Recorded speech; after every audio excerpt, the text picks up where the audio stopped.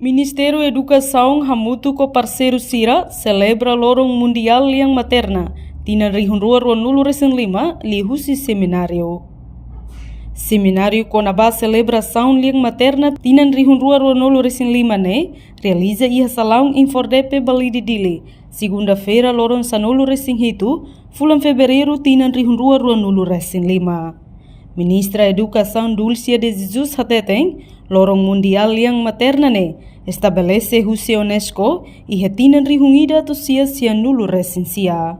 Iha momento neba iha Bangladesh, iha lorong ruanulu resingida. Fulan Fevereiro tinan rihungida tosia limanulu resinrua, grupo estudante Sira halau protesta konabal Liang Materna.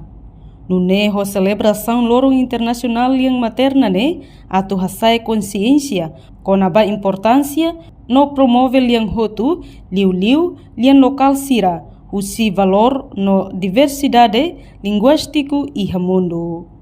Portanto, liang materna hanesan ponte ida importante, batimoruan hotu, no iha nunu governo nia programa, aprende konaba liang materna, la osdate iha dili, mai be iha município, liu iha município lauteng, manatutu inclui Arraioa.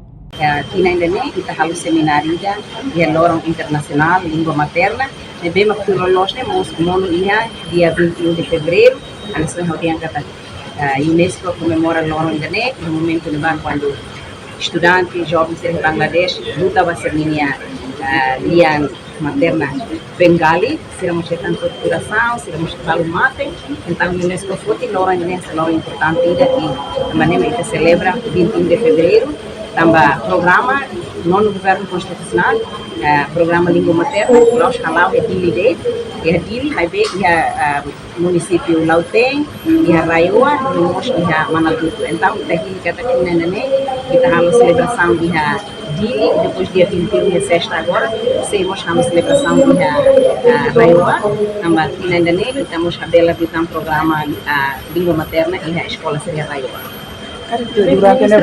No participa iha celebração Lorong Mundial Liang Materna Vice-Primeiro-Ministro Mariano Assanami Sabino, parceiro internacional Hanesan Unicef, UNESCO, inclui estudantes Sira. Reportagem Sabina Sansa, Televisão Timor-Post. Janela informação ba emohoto.